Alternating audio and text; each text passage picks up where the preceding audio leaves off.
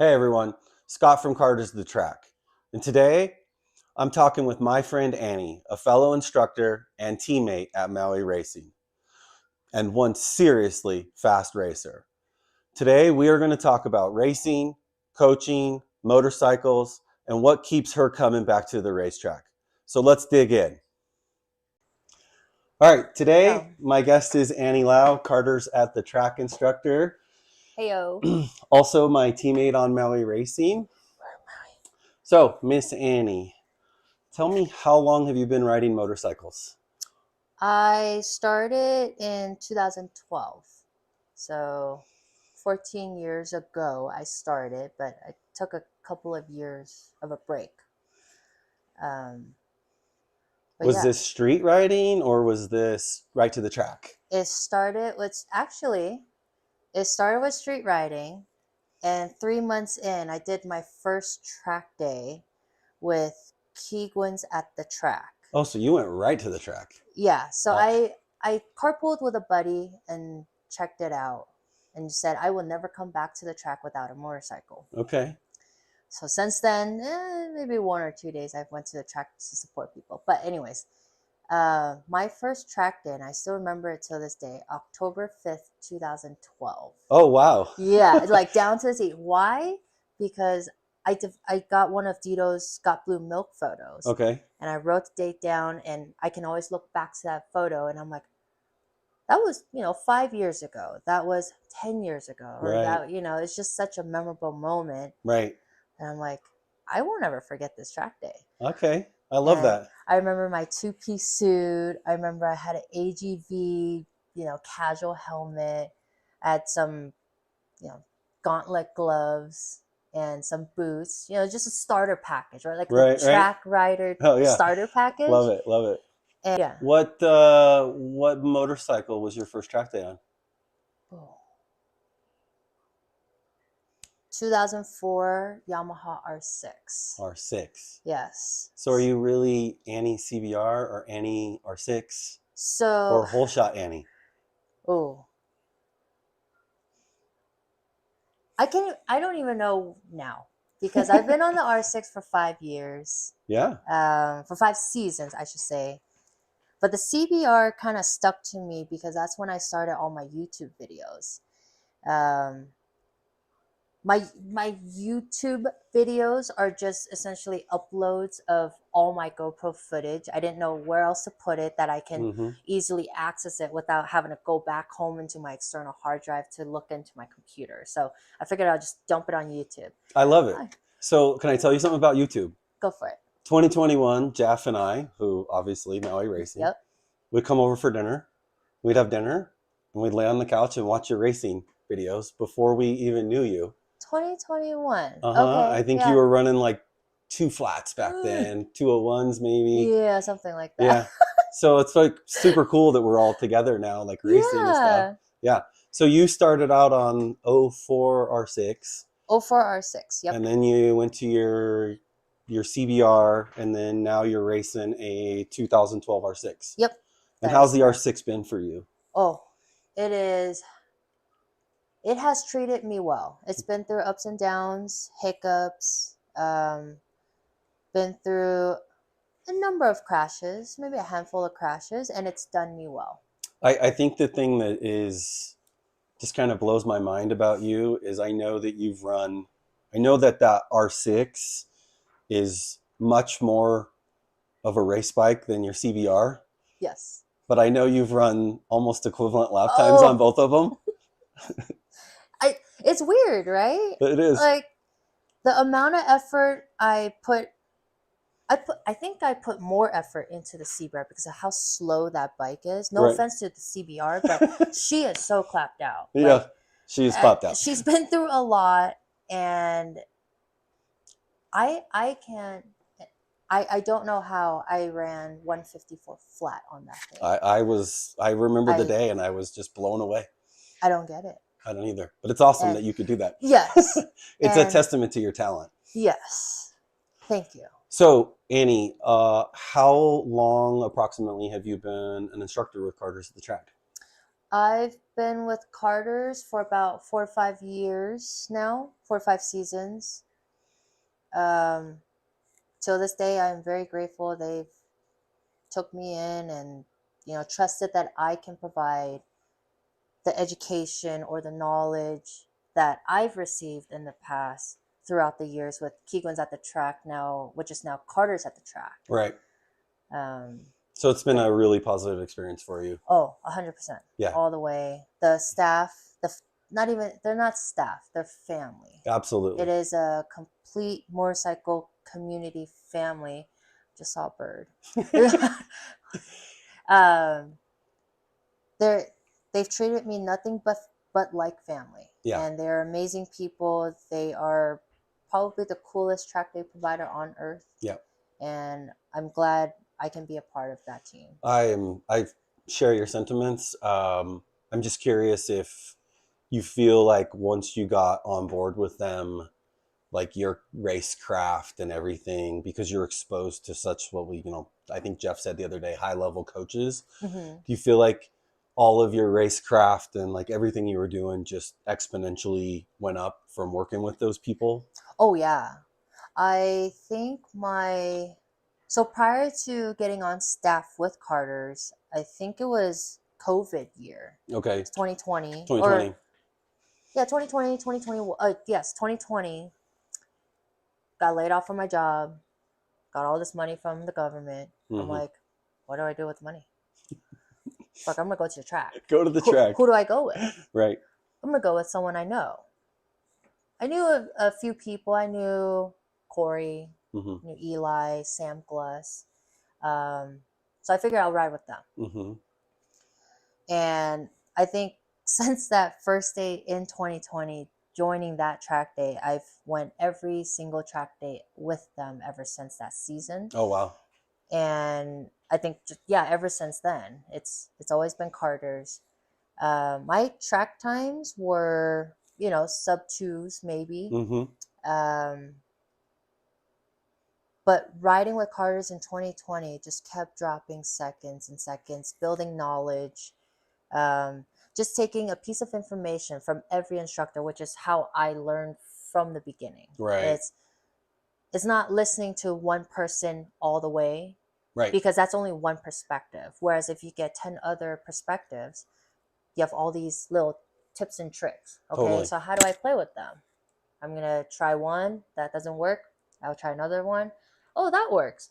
Okay, let me hold on to that one. Let me try another one. Right. And then just kind of gather and piece everything together, just the way somebody simply says something. Right. That helped a lot. Everything started making sense around the track, how to go around the track, how to sit on the bike, body balance, right. centering, just anything and everything. Right.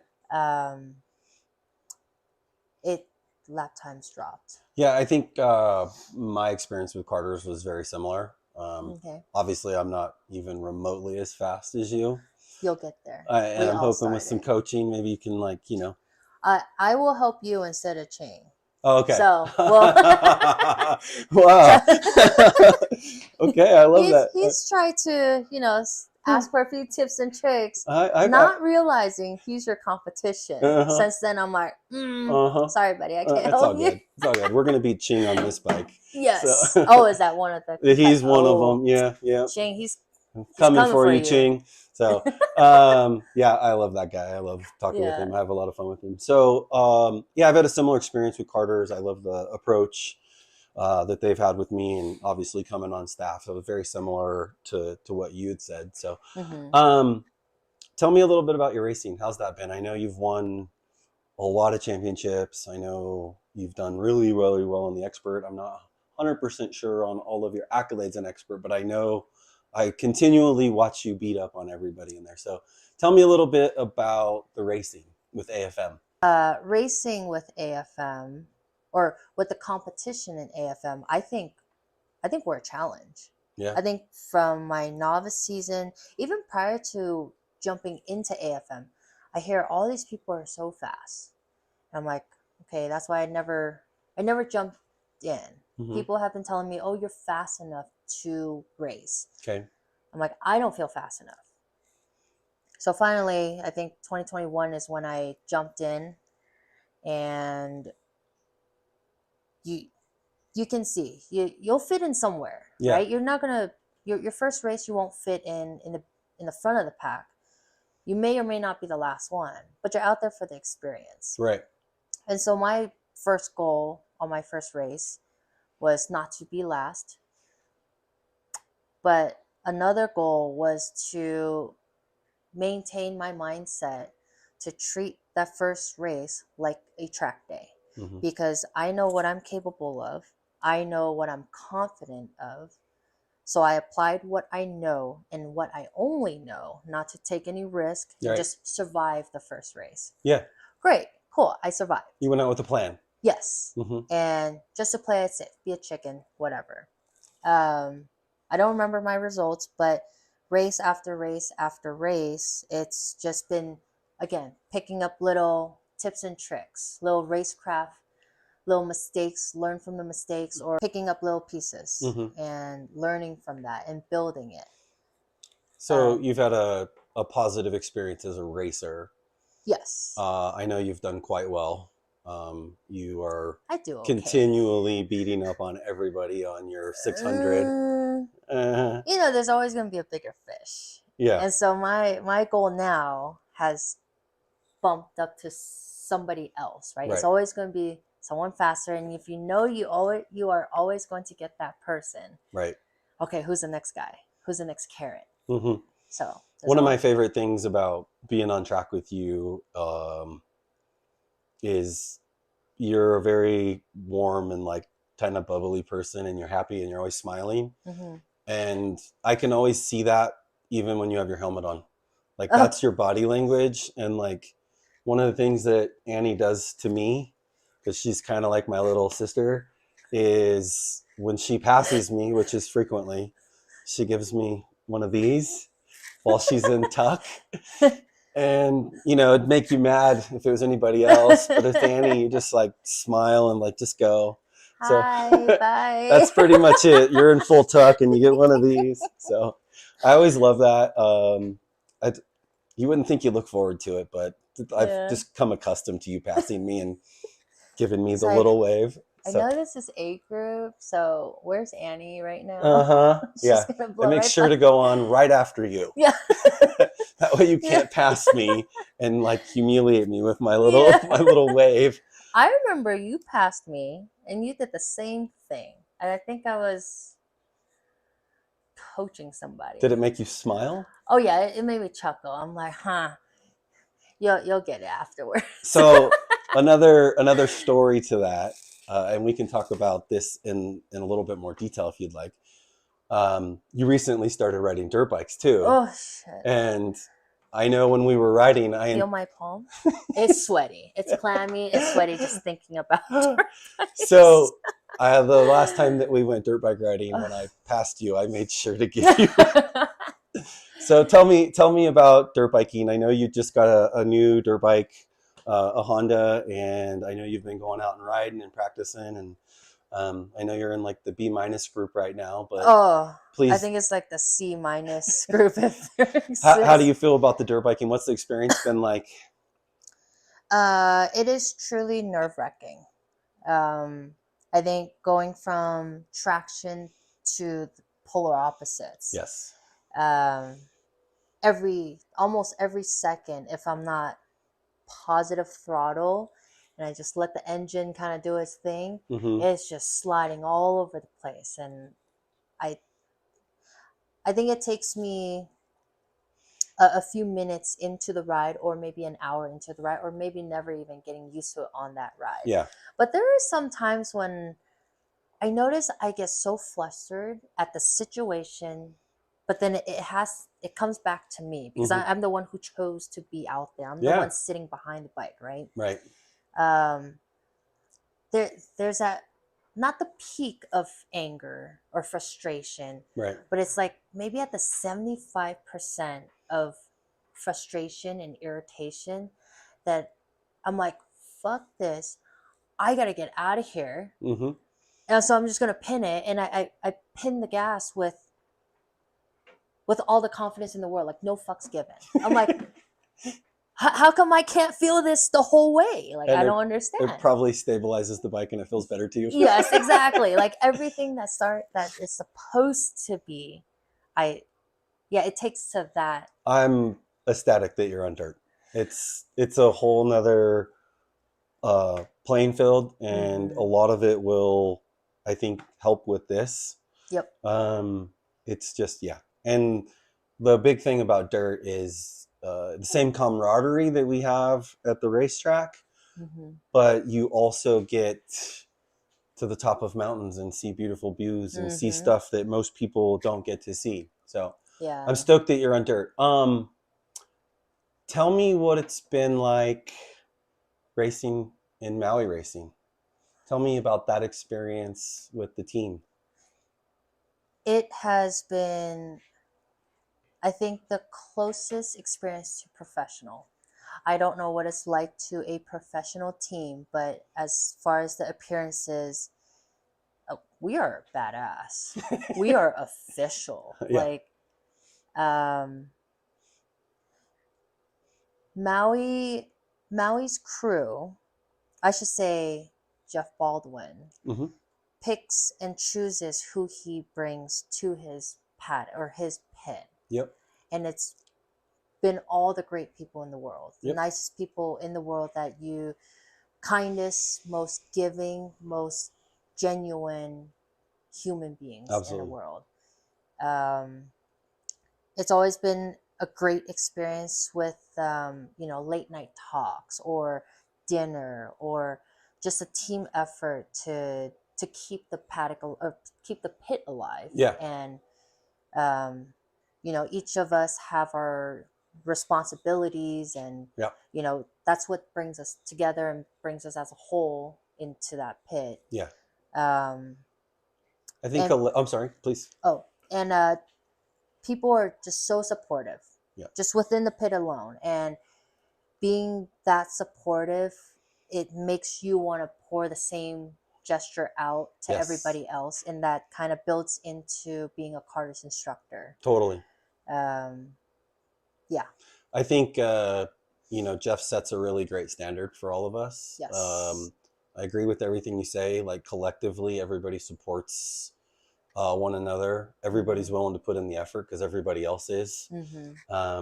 It's been a good thing for me too. Obviously, it's my first year. I think you've been around a lot longer than that. I've been around Jeff a long time, but officially my first year racing. Yep. But to your point, the support that one another, we give each other. And again, it's like a top-down mentality. Jeff holds a high standard for all of us. And I think that's a really good thing for everybody involved because it makes us all want to be better. Yep. Yeah. So, Annie, tell me, let's say new rider Annie today. Like, if you were a new rider today and you have all this knowledge that you have now, what would you tell yourself as a new rider that maybe there's something you could have done different or another path that you could have taken? Like, what advice would you give new rider Annie today? I don't know. That's a hard question for me because I don't wish I rode faster. Okay. I don't wish that I smoked the first person I've met. Okay. Or like if I went to a random ride that I smoked everybody there. Because again, from the beginning, I've learned, not again. I had never mentioned this, but my pace of learning or how I learned was baby steps. Okay. So I think this kind of falls back to when I first started riding a motorcycle. How, right? Okay. So I took the MSF class and learning the basics. MSF gave you your in-class curriculum. Right. And they teach you the basics: clutch, front brake, rear brake, shifter. So I learned everything. I learned everything in that class that they taught me, and just, okay, I retained the information. Okay, let's go get a motorcycle. Okay. So I started riding. Okay, MSF taught me to use the clutch and use the front brake, use the throttle, and then I got the shifter and I got the rear brake. Okay, what's next?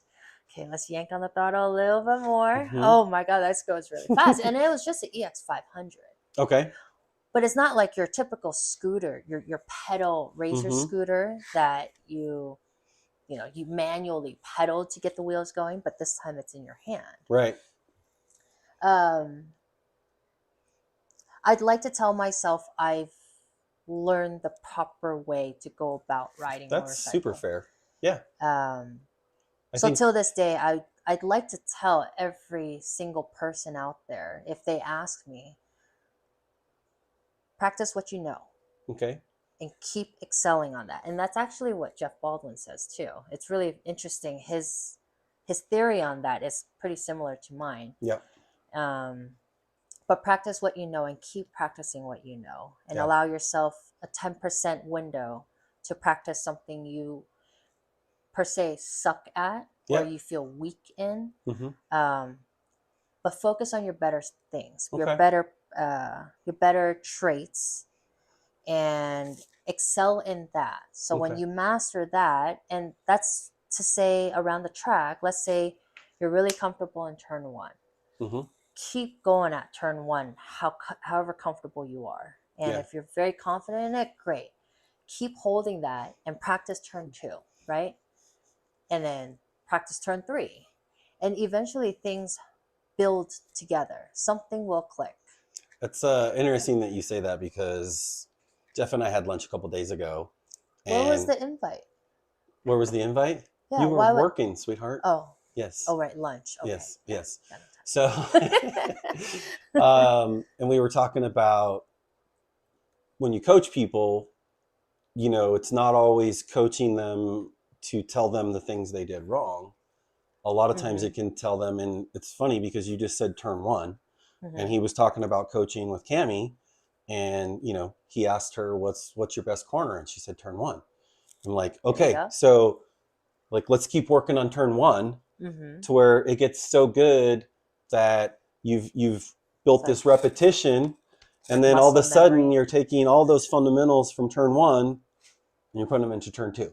Yep. And it's funny because when you said that, I'm like, you sound like Jeff. Because that's something that we just talked about. So to the point on coaching, I'm curious, what's your favorite thing to coach or teach when you have a student on track?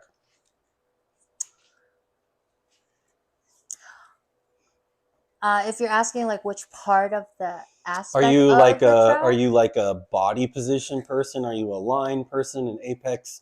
Are you a hit all your markers, eyesight? What's your go-to? In that case, I'd like to work on lines. Okay. I am a firm believer. You keep practicing your lines, and that comes with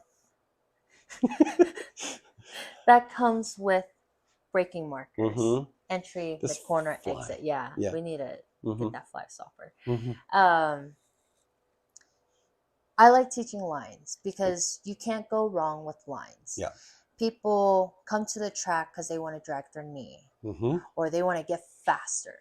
Right. It's like, well, okay, kind of dissect. Just open up that word faster. Yes. What do you mean by faster? How do I go faster? Well, okay, we got to work on the baby steps. Right. Yes. And lines are critical to racing, fast line, proper line. Right. Safety, because I'm more of a safety third kind of person. I don't recognize the safety hazards as often as another person would, right? They don't think about I don't think about the consequences. But if I know I went around the track hitting every single line, essentially every this thing is just if you just smack yourself in the face, I swear it won't be. You just won't leave me alone. I'm just gonna leave it on the video too because it's just humor. So,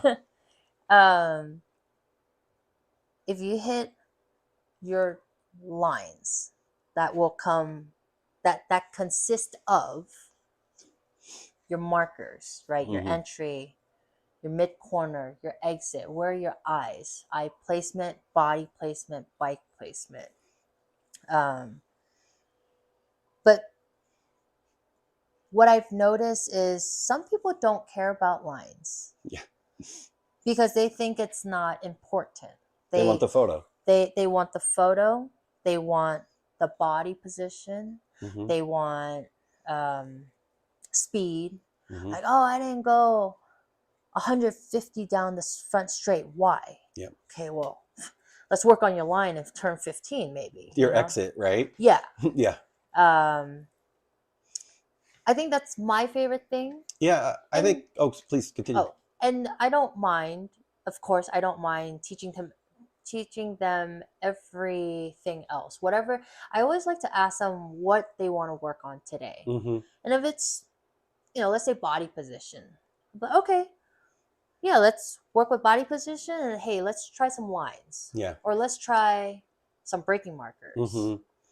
Just to add something out of their comfort zone, out of their goal, because little do they know, they don't think about it. Right. And they're like, they think whatever I just told them about, like braking markers, they'll be like, what's braking marker? Who cares about braking marker? I want to learn about body position. But like, okay, right. You kind of have to have good good markers to have good body position. Yeah. So anyway. I think your thing about lines is very valid. I think it's it's the base, it's the building blocks of it is the going foundation. fast. I had a guy recently who I was coaching and like really trying to do body position like everywhere. Mm-hmm. And like it was his second track day, and like, I get it. We all wanted to have the drag a knee photo back in the day when you first started. And I coached with him and I just asked him, I'm like, can you please not do any body position and let's just work on lines? Because he was using so much of his capacity to try to be in a position to do the body thing. And it was taken away from his ability to do the line. I have a story to add to that. Please do. My probably 3rd to 50th track day. 3rd to 50th? 3rd to 50th. Okay. So we're talking like years. 2012 to 2015 or 16. Okay. I've worked with Eli Yep. from Carter's, or Keegwin's at the track at the time. Yep. All I ever did when I arrived at a Keegwin's at the track day, I asked everybody, hey, where's Eli? Mm-hmm. Okay, when I found him, hey, Eli, I want to work on my body position. I want to drag my knee right now. Uh-huh. So I kid you not, for 3 to 5 years, I could not drag my knee. Oh, wow. It was a slow, again, it's a slow work in progress. Mm-hmm. Baby steps. It's like, it's one of those excitements. You're like, okay, how low was my knee this time? And Eli's like, you weren't there just yet. You need the triangle. Huh. I'm like, what triangle? Oh, when you lean down and you see the triangle behind your knee. Uh-huh. And with the bike. And I'm like, okay, so we go out again. Okay, how close was I this time? So I kept bugging him for years. And to the point where I got so flustered by, I think, 2015, 16, whatever. I said, fuck this. I don't care. I don't care about dragging knee. I'm just going to go to the track to ride. And I think that's when you drag your knee? Yes. So Thunderhill West was their first track day when they first opened it. Mm-hmm. And I remember there was a private track day with this guy, Big B. He's popular in South Bay in California. Okay. He hosted a private track day there. And I'm just riding around, spinning laps with Sam Gluss. Okay. Oh my God. This is pre-Sam Gluss racing days, mm-hmm. before he went to, I don't know if he did Element. I think he might have. Mm-hmm. Or something. But before he raced Moto America, before he raced AFM, I swear, him and I were like the same pace. Okay. And so we were dicing it out. And I didn't know this guy yet. Or I kind of knew him already. But we were dicing it, literally your racecraft. Just right. Back and forth. Like, I'm stronger here, you're stronger there. And we're just dicing it back and forth on Thunderhill West. Yep. Such a small track. and I dragged my knee on turn 2. I'm like, what? Uh-huh. How does this make sense? Like, I've been trying for years, but then just, okay, cool. I guess I know how that feeling goes. And I think it's the same thing that, like, when we're all chasing PBs and you're like out there just hard trying to get a PB, and like you're not loose on the bike, and then you never get it, and then one day you're out riding with your friends and you're all like relaxed and like, oh crap, I got a PB. Jeez, I felt like so slow. Yeah, right. So same thing.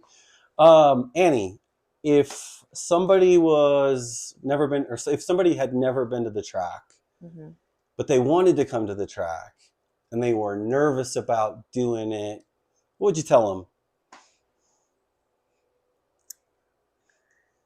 Somebody put me on the spot about this question before in the past. I think like 3 or 4 years ago, I was at Pleasanton Cycle Gear.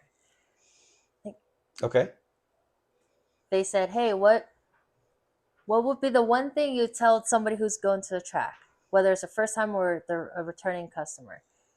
Don't forget your key. Don't forget your key. Because new riders typically go with a street bike. Okay. Don't forget your key, because no one's really going to be able to save you unless you want to hotwire your bike, which has been heard of. It's been done. But do you want to do that to your bike? No, so don't forget your key. Don't forget your key. Sorry. So, okay, aside from that silly but serious joke. Okay. Be the biggest sponge you can be. Because that's where, at least with karters at the track, you will learn. Yep. You'll learn so much. And sometimes you don't even have to ask for advice. You don't have to ask how or why or how come. It's people, karters will just throw information at you, and it'll be so unexpected that it'll stick with you for years. Yes. And you'll be like, huh, how did I know this? Oh. Yep. Well, thank you, karters. That's awesome. Yeah. So, Miss Annie, thank you for doing this with me. I really appreciate it. You know how much I love you. It was a pleasure. You know how much fun you and I have in the paddock. This is you and I at night, just laughing our asses off all the time. So we're going to close this off with the traditional Annie wave. Bye. Thank you, sweetie. That was so much fun. You